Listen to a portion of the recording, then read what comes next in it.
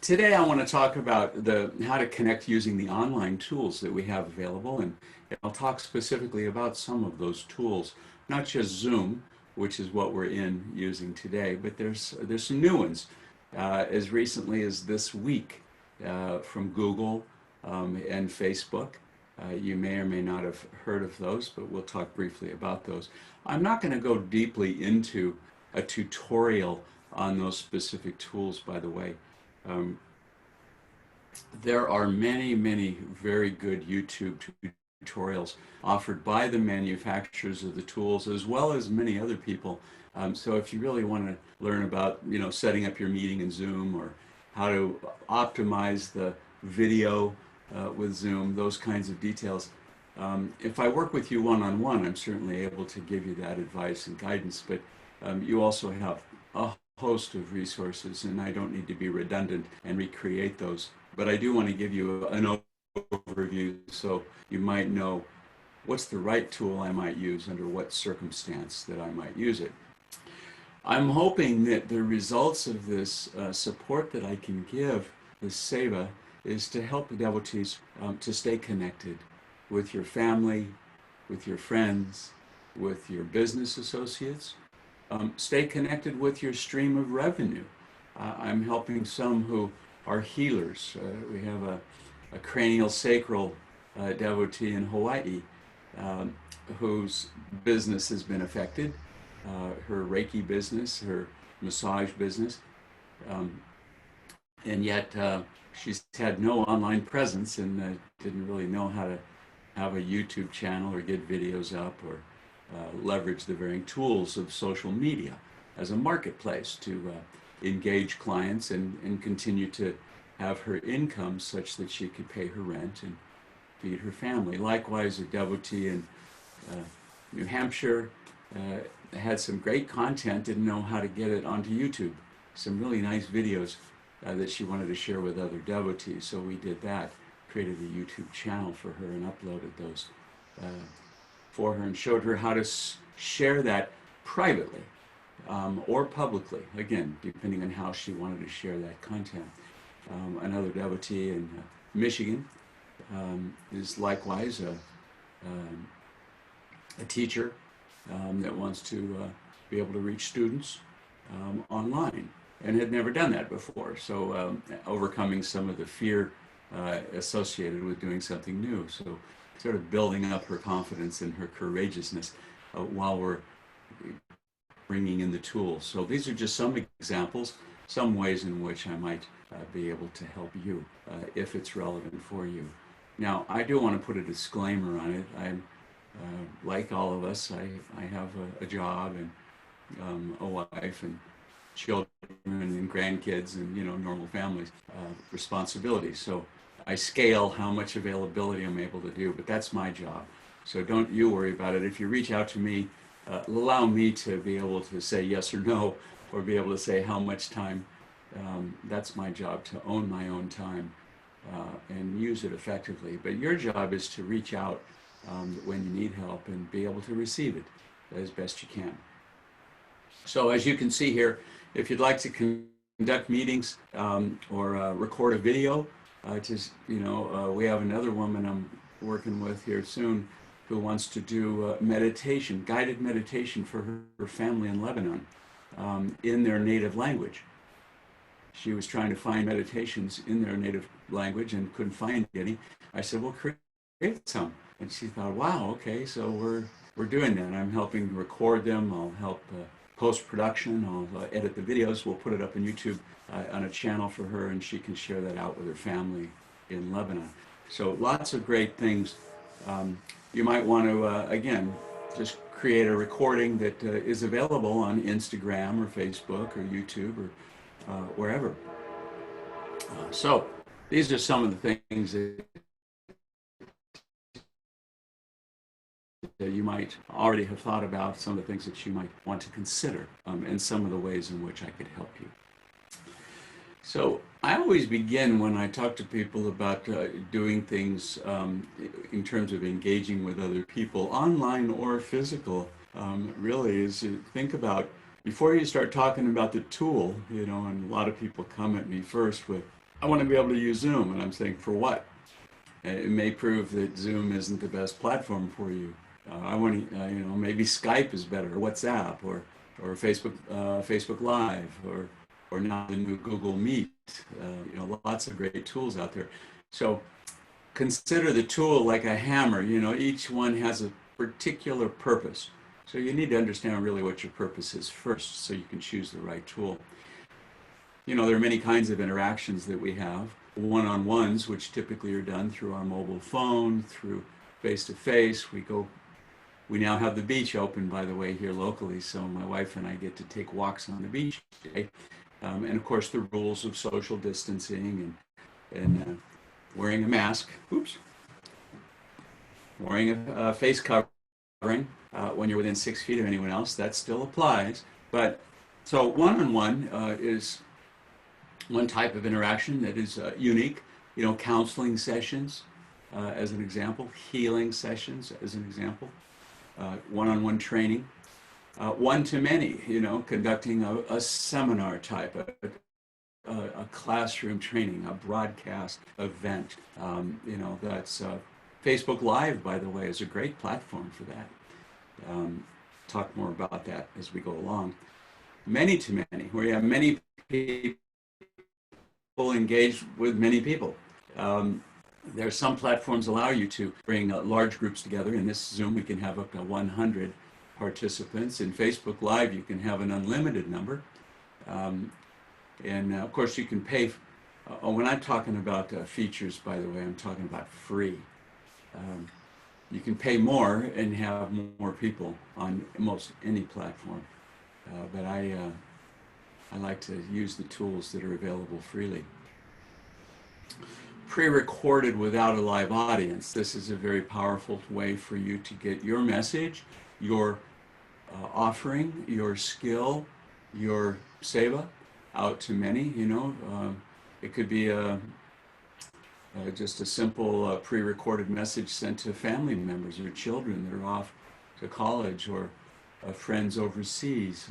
It could be a classroom, as we said earlier. It could be a guided meditation for your family that is recorded, and then we turn it into a nice video, a nice little movie. When we put it up on any of these platforms, that it would be most appropriate for you to stream that live video so it's accessible.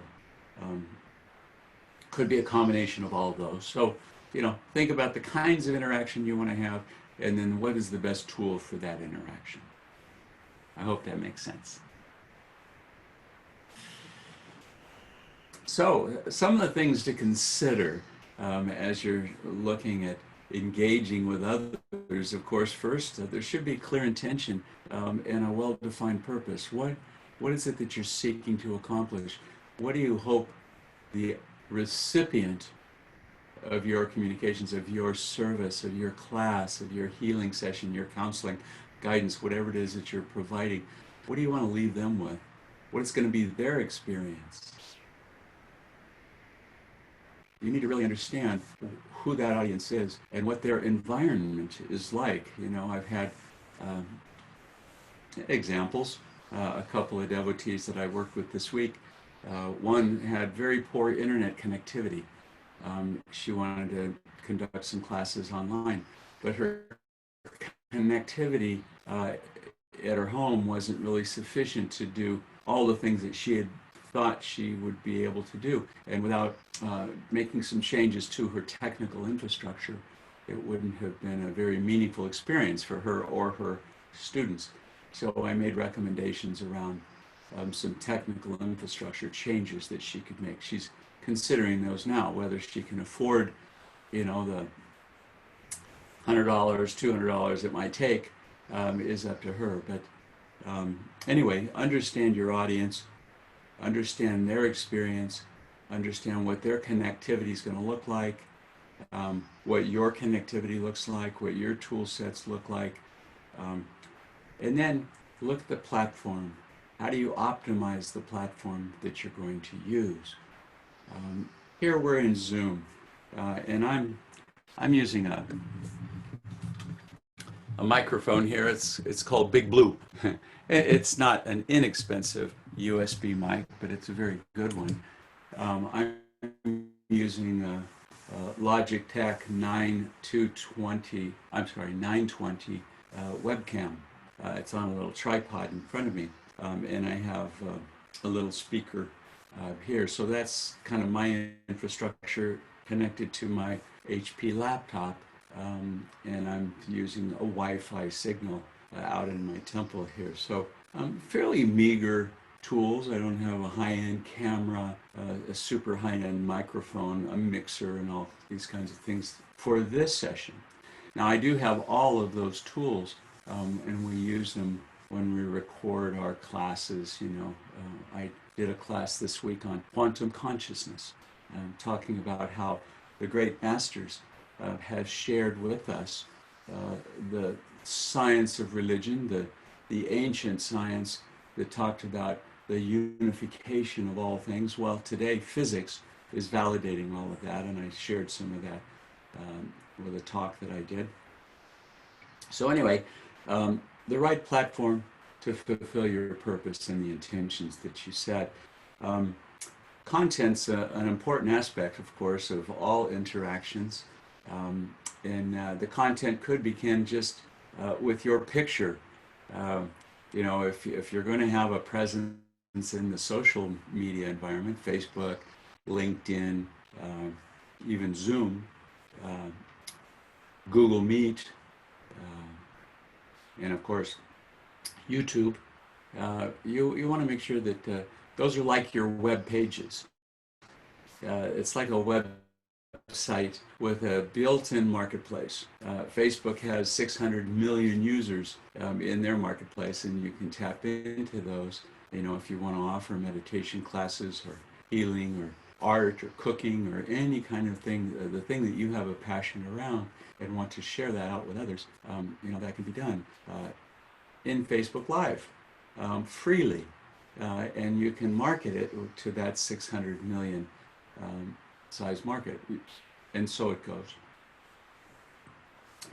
Appropriate dress is important, of course, to understand. I'll tell you, it's kind of a funny story. I don't want to embarrass my wife, but a few weeks ago we were doing one of her weekly yoga classes, and we have a yoga studio upstairs here, and so I have the nice camera set up, and I'm filming it, and we're broadcasting it live for those that joined live, and we put it up on YouTube. And she wore her nice yoga outfit, but when she went to do a downward facing dog, her top was sort of opened a little bit here, and nothing came out. didn't expose herself completely, but it was a little bit more than I felt comfortable with. So I stopped the camera and had to stop the class, and we had to do a costume change. So we want to make sure that we are dressed appropriately for the kind of movements that we're going to have. Surrounding environment, of course, important as well. If you have dogs, children, they tend to want your attention right in the middle of you broadcasting a live event or recording a class or something. And of course, as sweet as that might be, it could be somewhat disruptive. So be aware. Find a place and a time when you can have that space and hold that space with the energy that you want it to have. Now, it's okay too to, if you're having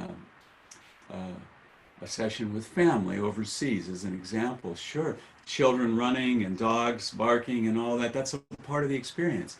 You wouldn't want to restrict that. So again, making sure the environment fits the intention and purpose and the audience that you're engaged with. Social protocols are always important. You'll notice that I opened this session today by asking you permission. I'm going to be recording this session. It will be posted on YouTube. I want everybody to make sure they're aware. You always let people know if you're going to be recording something. You want to let them know that they can self-govern. They can mute and unmute their own audio, as I mentioned to you. What are the rules of the road?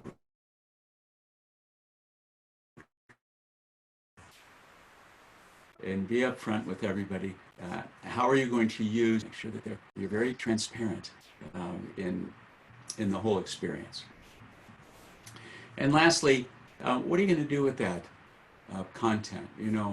I will say that the recording we're doing right now is going to be saved as an MP4 file, a video file, on the Zoom cloud. And what do I do with it? Well, I'm going to download it as an MP4 file. It'll be probably, well, this will be a 1-hour session with video. It's going to be somewhere around 1.5 to 2 gigabytes in size, a big file. I'll download it, and then I'm going to use a video editing software, and I'm going to cut out pieces that don't work really well. I'm going to put a nice little opening screen graphic, and at the end a little thank you kind of credits graphic, or how to reach me sort of thing, and then I'll render that. Rendering is sort of a technical term for video, but save it to with certain characteristics. Now in video you can change dramatically the size of that file by changing the bit rate, the number of frames per second, the resolution. All of these aspects of video can be modified before you save the video to its final file. And you'll want that file to be as small as you can, so when you do upload it to Facebook or LinkedIn or Instagram or YouTube or Google or wherever, you want it to be the smallest file so it streams seamlessly. It doesn't stop. There's things like we call buffering. It delivers a good experience for the viewer. So all of that has to be considered in post-production. So you end up with a really nice quality, a small file size, the smallest you can have, and still deliver the kind of quality you want, and the user experience viewing it is more than acceptable. So these are considerations that I would hope that you would take to heart. By the way, these slides are available to all of you. I'm not sure if Phil Volsta emailed them out, but I will post them on Google Docs. It's a free cloud-based storage that I use, and I'll have the link so that you could click on that and download this PDF file if you choose to, directly from the recording itself that I'll put up on YouTube. And again, you're free to share this with anybody that you like. You can give it away, throw it away, do whatever you like with it. It's completely open source. I'm not selling it or restricting its distribution in any way, shape, or form. So let me talk about some of the leading platforms. Well, we're in Zoom right now. There's now I think it's now about 350 million daily internet events happening on Zoom. That's a huge number, by the way. Zoom launched their newest version, version 5.0, just a week ago, April 29th. So it's a new version that has some new features, but most importantly, it fixed the security flaws that existed within it. You may have heard, and you can go out and find lots of news about Zoom being a platform you shouldn't use. There's a lot of conspiracy theories, around Zoom. Owned by the Chinese government. They're stealing all of your information. You load it on your computer. That's going to open a tunnel for them to suck up all your data and all your secure credit card information and all of that. Well, that's not true. But some people like conspiracies, and so there's a lot of those out there. But the truth is, Zoom was built for the enterprise. The enterprise meaning large corporations. It was originally a platform to be used internal to the firewall of a company. And because companies have firewalls, this is their secure wall, their virtual wall, to restrict cyber threats, to keep all of their data secure, all of their communications secure. So Zoom was made to reside inside the firewall. So it was never built to be a consumer product. It was never built to be used as it is today out in the open internet. And so, of course, it didn't have any kind of security protocols built into it. And it was very easy for the bad guys out there, and there's a few of them, that were able to access Zoom events, access Zoom data, sell that data out on the black market, which they were doing. Very easy to do all that. So yeah, Zoom initially had a huge security breach to it.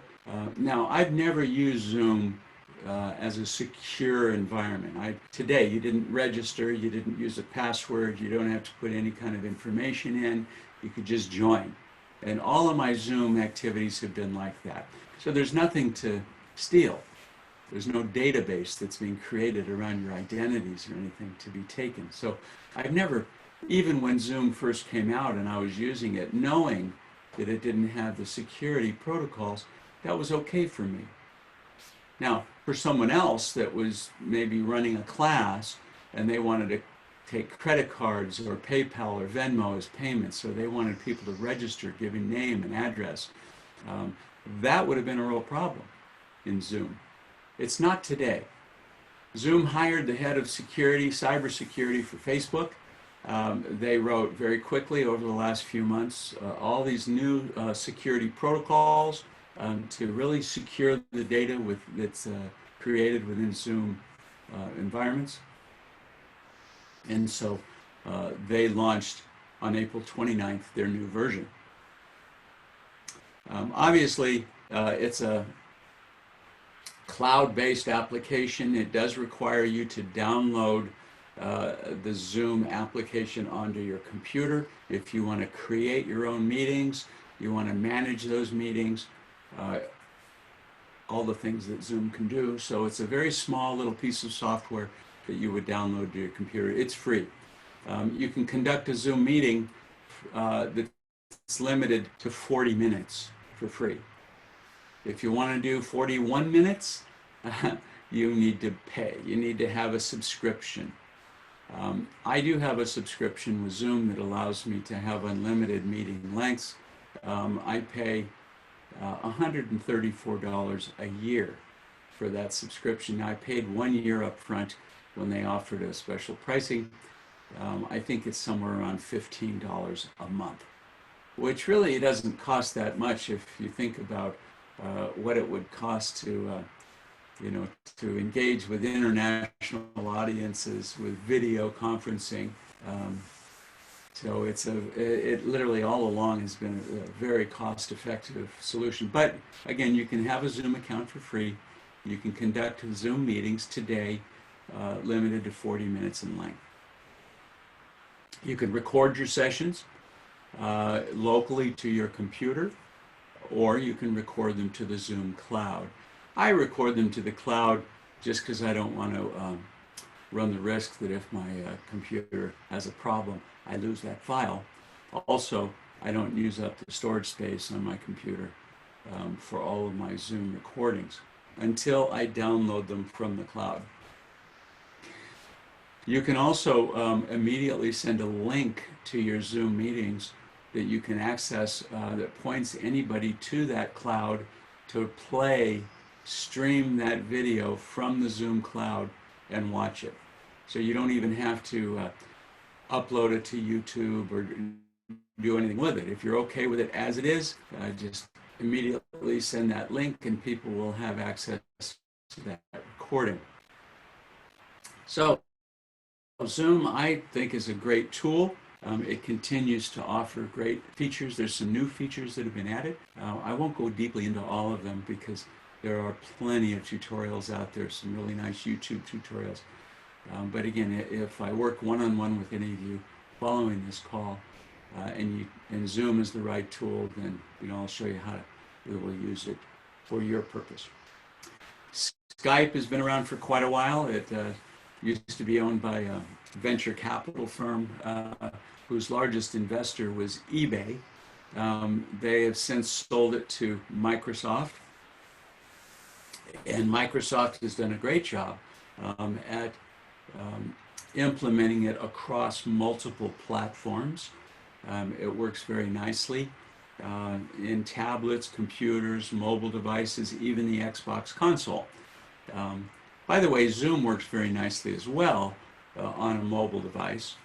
There's a little Zoom mobile app you can get from the Android store or the Apple store to run it off of your smartphone. So Skype was originally intended to be a telephone company. It's way back when, some years ago, when voice communications were becoming digital. And instead of analog communications, it was all becoming digital, and all the big telecommunications companies like AT&T and Verizon and all of them had to very quickly move their networks into a digital communications framework. Well, Skype was sort of opportunistic to be one of the first to come out with what they called voice over internet protocol, or voice over IP, as a pure internet streamed digital carrier wave for voice and data and video transmission. And so they were quite successful. It was used predominantly for international phone calling. You could do pretty much free calling using Skype, and you still can. Now it requires, for many countries, you pay for your Skype calls, but they're much cheaper than many other means of making voice communications calls internationally. And since then, Skype has added all kinds of other features. You can share your desktop. You can do recordings. Of course, it's always had the chat feature. You can share files within Skype, something you can't do in Zoom. If I wanted to hand out the PDF that you're looking at now to each of you, and we were in Skype, I could do that in Skype. I can't do it in Zoom. So Skype has over 600 million users worldwide, and of course that's growing, and they're putting, again, Microsoft is putting a lot of effort into enhancing the meeting functionality within that product. They're talking about rebranding it. They'll probably come out with a new name some distant, not so distant future. Facebook has been one of the big success stories in social media, and now for those of you that are on that social network and have a Facebook page or a Facebook group, you can now have a Facebook event. So they've added events to Facebook pages, and an event allows you to do real-time video broadcasting. You can broadcast up to 8 hours of non-stop video in the Facebook environment. Very powerful tool to use, again, for kirtans, concerts, classes, one-to-many type interaction. If you're a Facebook user, adding Facebook events to your page it's already exists, and you can begin to use it now for free. One of the nice things about a Facebook event is, unlike Facebook itself, if I want to access your Facebook page, I have to be a Facebook user. So it's somewhat of a closed ecosystem, that social network on Facebook. If I don't have a Facebook account, I can't view all the Facebook content or join my friends on Facebook. So I have to have an account. You don't have to have a Facebook account to join a Facebook event. So it's more open to anybody that you deem should be among your audience, whether they're a Facebook user or not. Facebook Messenger rooms are coming soon. This is going to be Facebook's answer to Zoom. They are beginning to launch now. in certain countries around the world, not the US. I suspect in the next week or two, it will be launched in some way, in some pattern in the United States. Again, Facebook Messenger Rooms is the Zoom, Facebook's idea of the Zoom killer. Um, you can, again, create rooms, you can share rooms, you can have multiple rooms on your Facebook page. You don't have to be a Facebook user to join a Facebook room. You can have up to 50 users in any particular room. The rooms can be open all the time. You can have a room for healing, a room for family, a room for friends. You can have different kinds of rooms for different purposes. I suspect that it will become a pretty large following. Quite a number of people will use it because there are, again, a very large number of Facebook users worldwide. Some over 800 million. So Facebook thinks that Messenger Rooms is going to be their answer to Zoom and will cut deeply into the Zoom share space. And last but certainly not least, Google. Google has taken a platform they've had for quite some time that was used in the business environment. They repurposed it very quickly into what is now called Google Meet. And Google Meet just launched literally a week ago. It's live today. You can have free 60-minute gatherings, unlike Zoom, where you're limited to 40 minutes on your meetings and gatherings for free. Google opted to say, look, you can have 1-hour meetings for free on our platform, and you can't do that on Zoom. And they're saying that they're going to keep that policy until September, but they may extend it beyond that. Again, all of these companies are doing these things based on the coronavirus and the need that we all have for a platform to conduct our business and our relationships online. So they're moving very quickly to catch up. I like Google Meet. I've just started playing with it. I've never conducted an actual event using it yet, but it does have all the scheduling, screen sharing. It does have real-time captioning, which is kind of nice. If you have people, if it's international, you can have the words show up in text across the screen, like closed captioning, so people can follow along that way as well. Up to 100 participants in the room at once, as opposed to the Facebook Messenger rooms, which are going to be limited to 50 people. So if you want to have larger gatherings, Google Meet might be better based on that limitation. And again, this is all based on their free offering. They will all have premium offerings, which you can pay for to have more functionality, if you will. Not all of it's even been defined yet. So let me know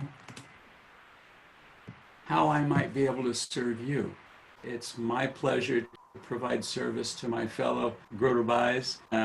Again, just continue to stay safe, happy, healthy, and meditate and share the great joy of these great gurus with the rest of the world in the most relevant and appropriate way that you can. So blessings to you all. Jai Guru.